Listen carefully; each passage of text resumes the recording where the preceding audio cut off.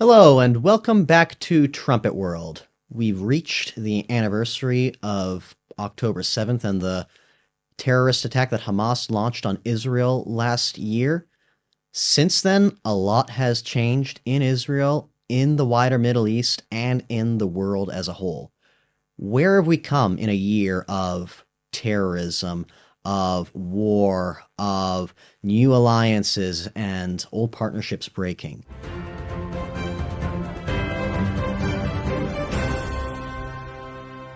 And now we have Avi Melamed, an Israeli analyst and author of Inside the Middle East. Avi, thanks for being here.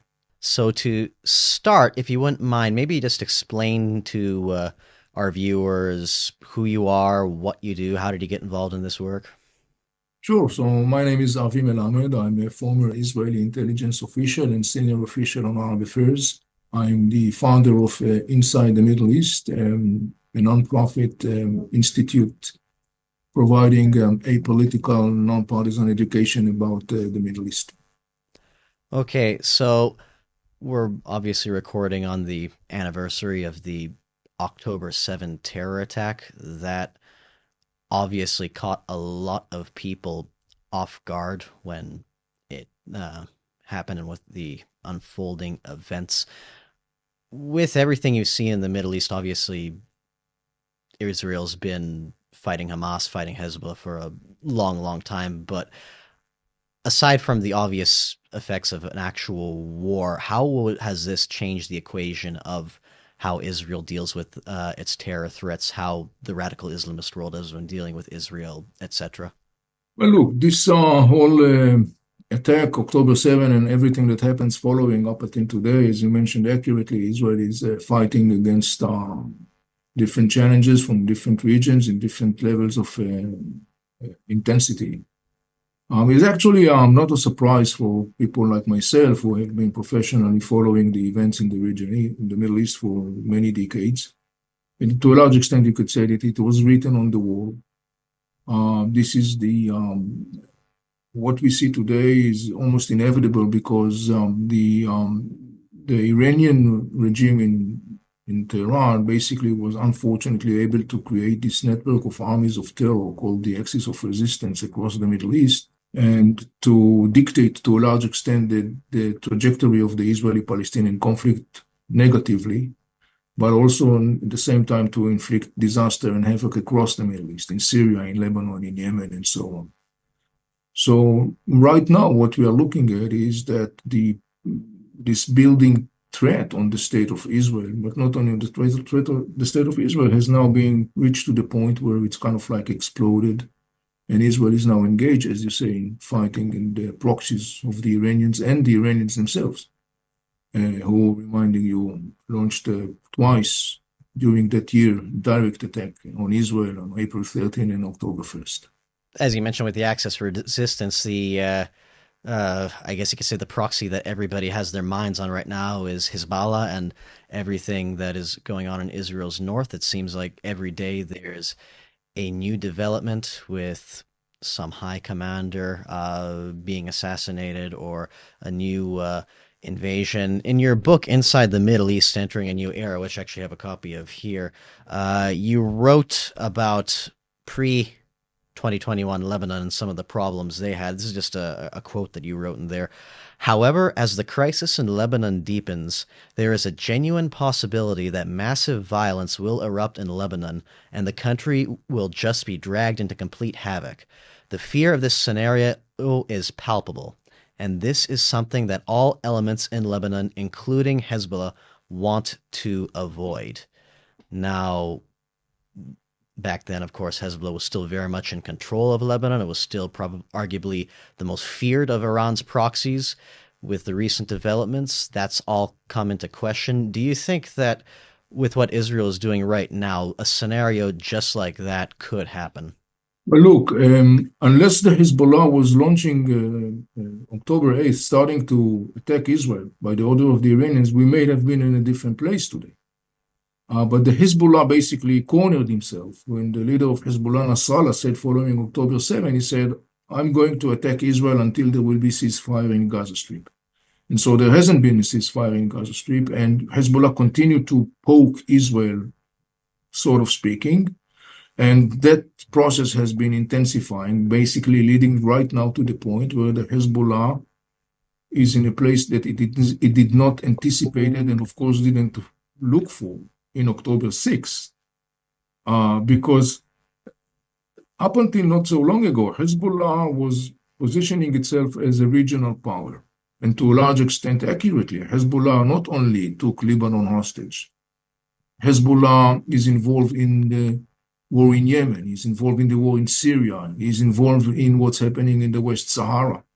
And the leaders of Hezbollah did not even try to conceal that. They were bragging about it. And the Hezbollah was building itself as an image of an invincible or undefeated factor in the region.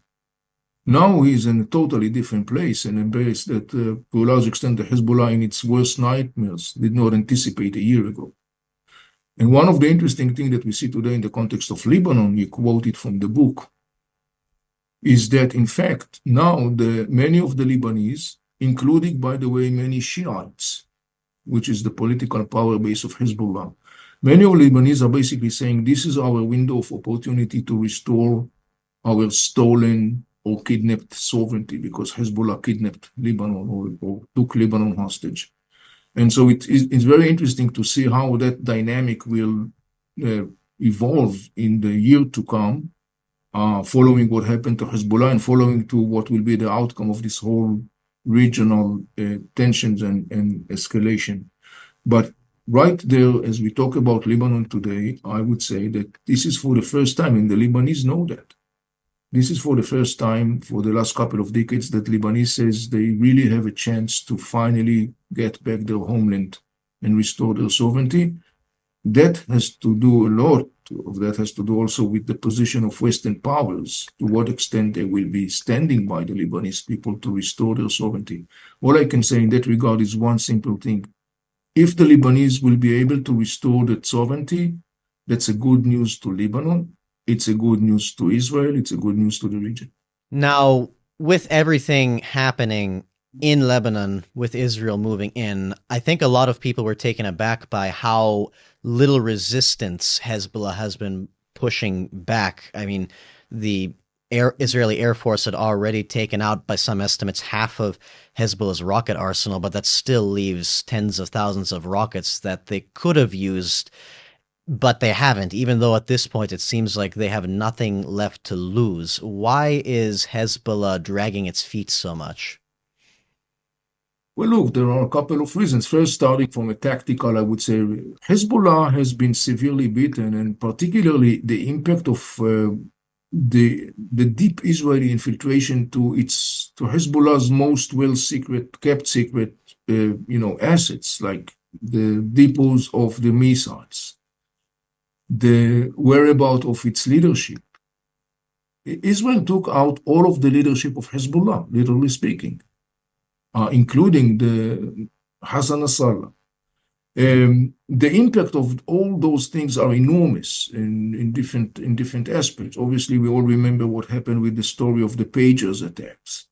So all those things, accumulatively speaking, basically shocked the Hezbollah. Though it's kind of like starting to try to get back to itself and to regain structure, it's still a very challenging task, particularly when Israel continues its strikes at Hezbollah.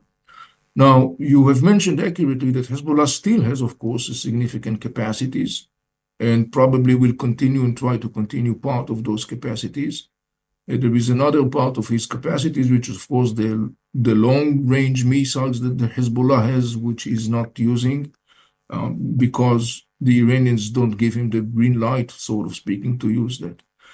The fate of the Hezbollah, in the end of the day, to a large extent, is related, of course, with the story of the Iranian regime. And right now, the Iranian regime, as the whole world, is kind of like bracing for what is supposed to be an upcoming Israeli response to the Iranian attack on Israel on October 1st. Obviously, everybody is looking to see what will be the response, assuming there is going to be a response, because Israeli government formally said there is going to be a robust response. So what will be the outcome of that response? What will be the Iranian response to the response? So all these things are, of course, connected. And of course, one of the things that is very significant in that context is what will be the ramifications in the context of the Hezbollah continuation, as you mentioned before, to resist, quote unquote. I can tell you by now that in Hezbollah's people overtly are basically saying we don't object ceasefire, which kind of like indicates, of course, I would say the interest of the organization and the interest of the Iranians to avoid further strikes, because every day that goes by, the Hezbollah is losing more and more assets, and in parallel to that, the voices in Lebanon demanding to restore the sovereignty, those voices are being boosted and encouraged and strengthened. And for Iran and Hezbollah, the situation of Hezbollah losing its ability to continue and control Lebanon, as it has been doing for the last couple of decades, for Iran and Hezbollah, this is a bad news. So they have to navigate between those two things. You mentioned what a lot of the Lebanese people are feeling with this. Obviously, Lebanon has had a long history of sectarian war and religious divisions, especially. One of the aspects of this that at least surprised me the most is how quiet the Lebanese forces and Samir Jaja have been with everything going on. At least from what I've seen, he seems to be more saying an attack on Lebanon and his attack on all, etc., even though they'd be the ones to benefit, arguably most, if Hezbollah would be to uproot it from power. What is the Maronite Catholic response or view in this? Well, look, as I mentioned before, it's not a surprise. Before this whole situation, already back in what is known as the Cedar Revolution back in 2019, when Lebanese went out to the streets, actually demanding to restore their sovereignty, actually demanding Hezbollah to disarm itself, which of course back then was totally hopeless. So obviously the Lebanese forces, so as they know, the Christian particular, when you talk about, were of course major component in this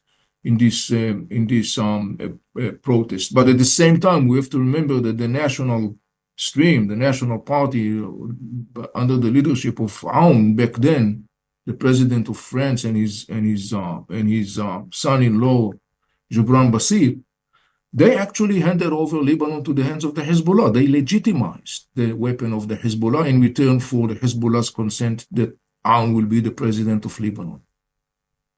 But the interesting thing to note is, you mentioned before Samir Jaja. Samir Jaja, not so recently, made a public statements and very, very fiery rhetoric and speech, basically saying what people in the Cedar revolution were saying, basically saying to Hezbollah, you cannot dictate your will without consulting the rest of the Lebanese. You have to be playing ball with the other Lebanese. You can't just decide whenever you want to have war or peace, which of course reflect this rejection or opposition to Hezbollah. But I think there is nothing not less significant to notion right now, and that is the fact that it's not only within the Christians and Maronites, Druze and Sunnis, but also within the Shiites themselves in Lebanon. There is now also growing voices in the leadership level of the Lebanese Shiites, who actually says to Hezbollah, it's time to end this thing because you dragged us to havoc and destruction. It's time to end it. It's time for your Hezbollah to be part of the state of Lebanon and not to be the destructor of the state of Lebanon. And this is very significant. It's coming from the Shiite circles in Lebanon themselves, including senior leaders, which, by the way, one of the most outspoken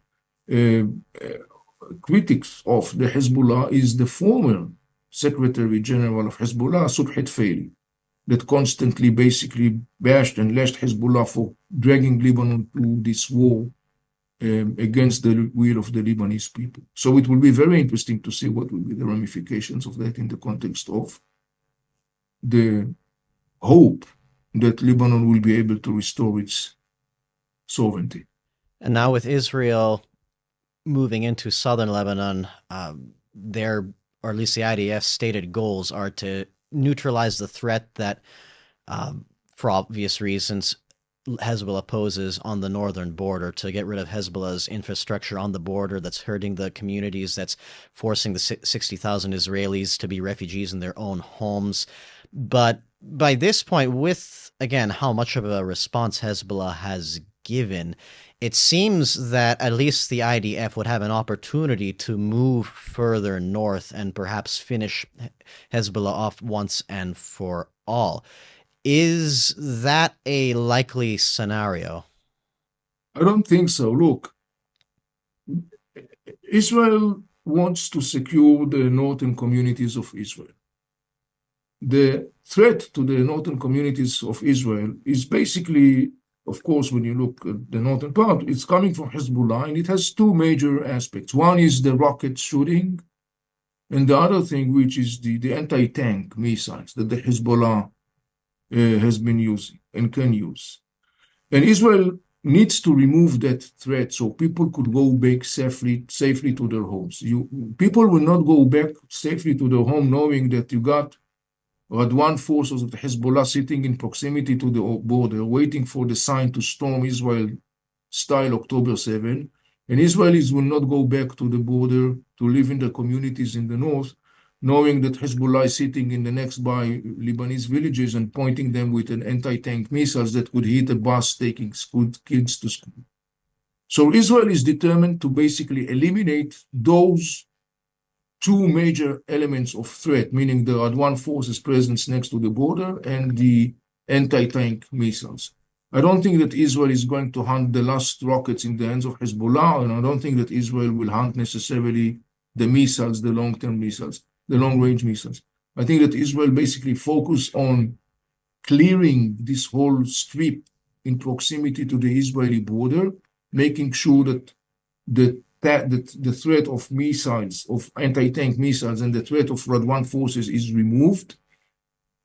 And if Hezbollah will insist to continue and to shoot rockets and so on, Israel will continue to degrade more and more assets of the Hezbollah, like, for example, what Israel has been doing in the Dahia, in the southern part of Beirut, attacking major depot of weapons and missiles of the Hezbollah that were stored in the heart of Beirut, and elsewhere, like in Bekaa, in the eastern part of Lebanon.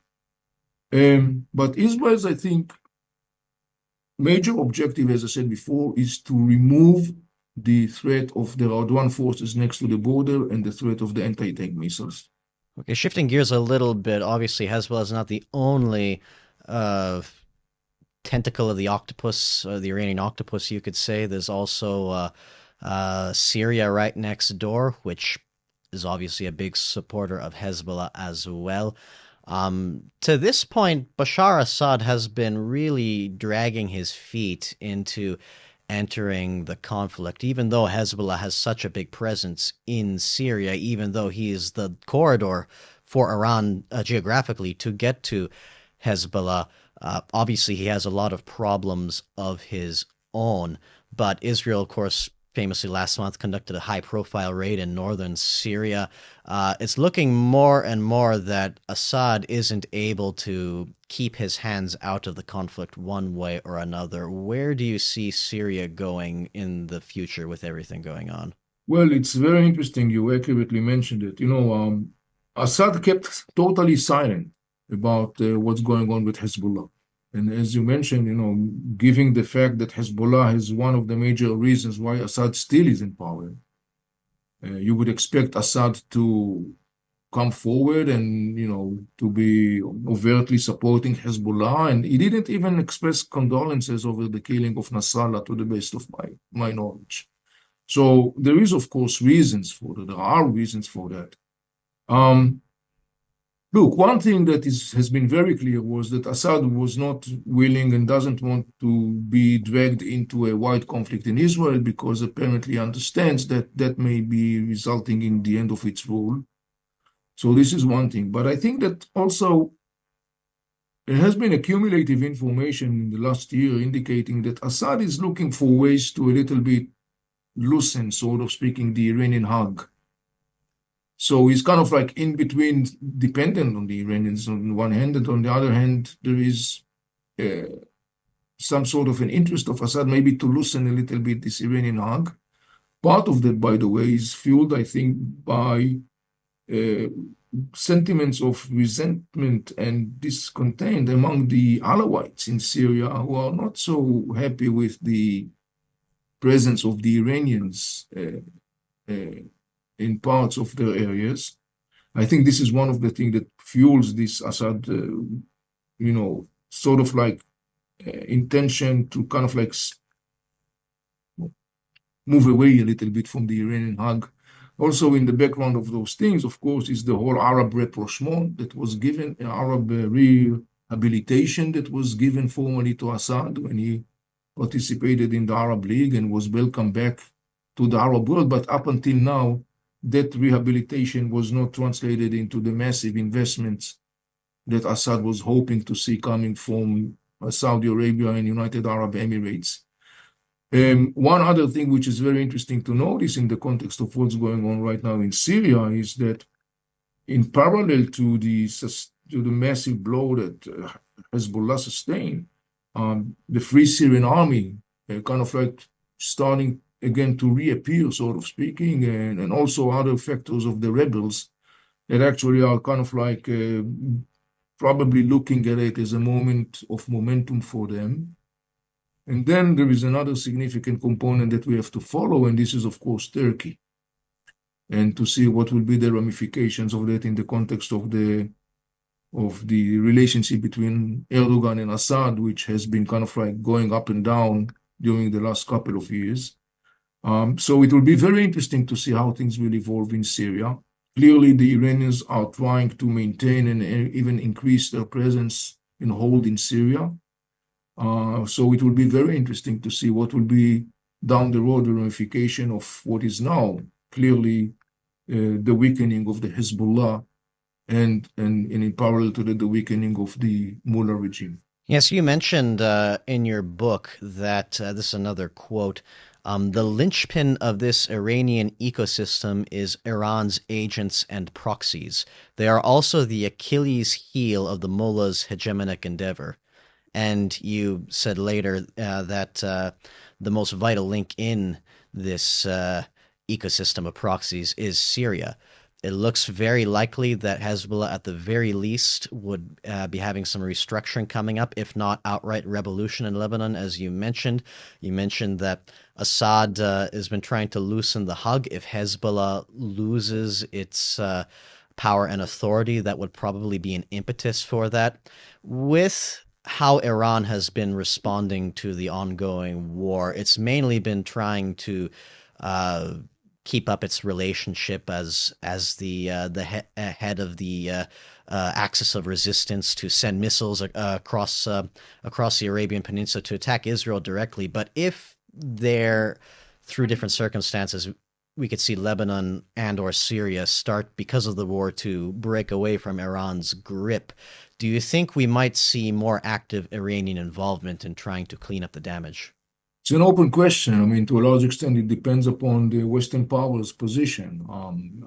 And I do hope that this whole year and all these dramatic events, once and for all, will make the Western policymakers,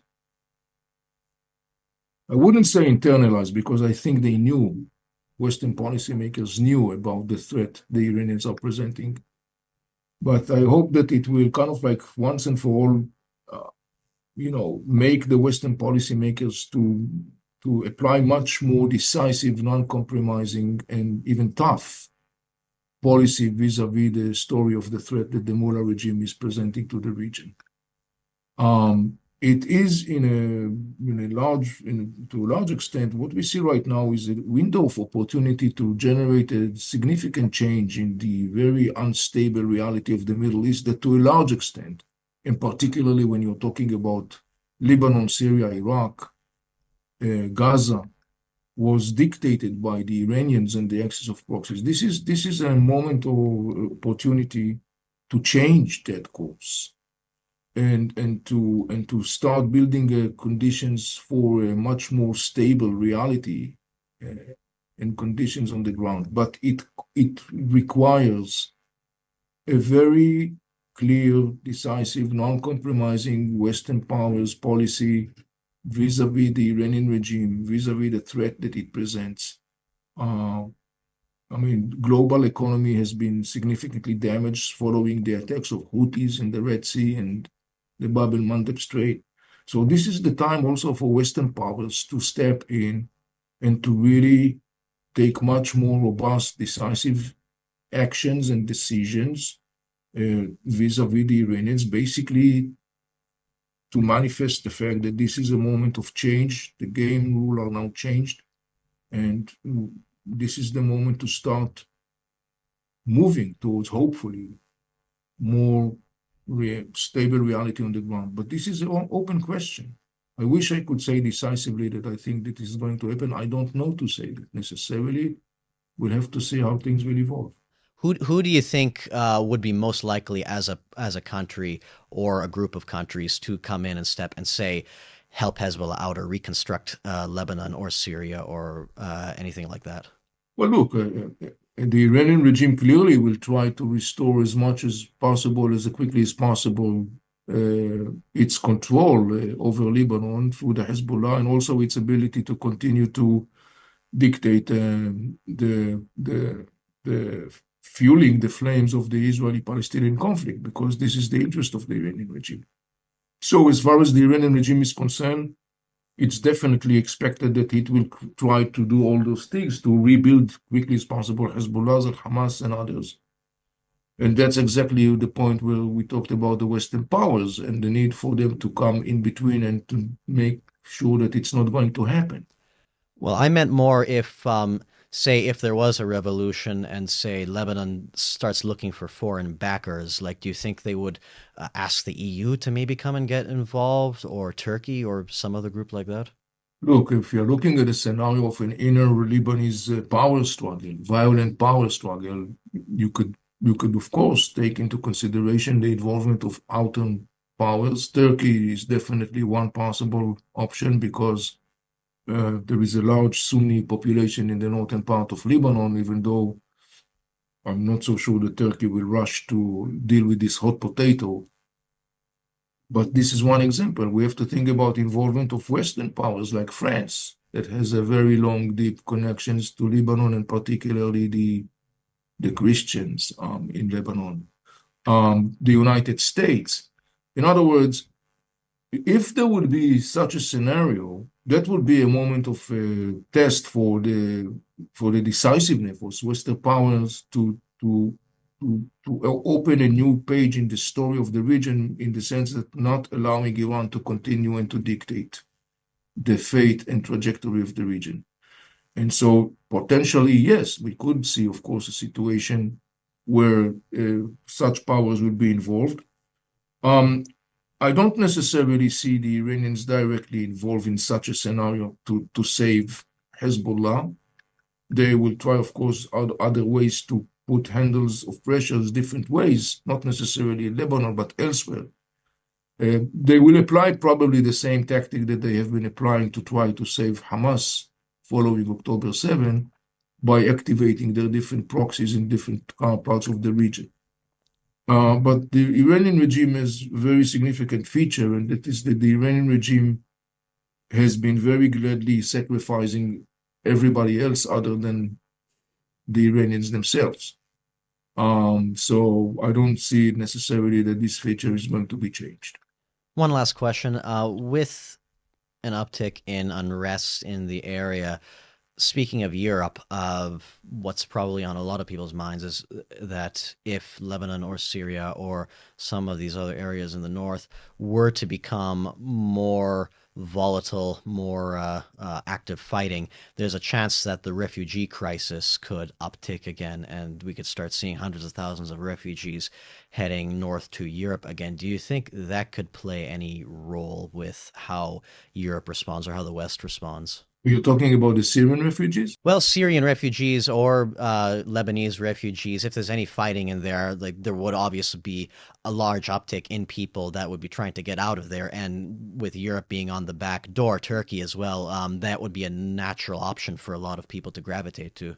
Yes, of course. I mean, look, already we know that there is a significant impact of the story of the refugees. You mentioned accurately Turkey, where, and by the way, right now there has been reports about, I don't know to say the numbers, estimated by thousands. I don't know to say if it's accurate or not, but reports about many Syrian refugees that were in Lebanon that now flee to the northern part of Syria in the areas that are controlled by the Turkish-backed rebels. And it's possible that the next thing they will do will be to knock down on the doors of Turkey, which I don't know to say that Turkey necessarily will open the door, sort of speaking. But also not less significant is to remind ourselves that as you mentioned before, we know that Jordan has been dealing with a massive challenge of the Syrian refugees. I don't know to say whether there is going to be an inflation of that challenge. This is one possible scenario that we'll also have to take into consideration. Um, so definitely, I mean, in such scenario of like a totally fresh mesh, sort of speaking of all the cards, we could expect also that the issue of refugees will become a major factor that basically involve in the shaping of this new strategic or geostrategic landscape of the region, and particularly when you talk about the whole complex of Syria, Jordan, Lebanon, and Turkey, as you mentioned earlier. Avi Melamed, thank you for being with us. Thank you for having me. Have a good day.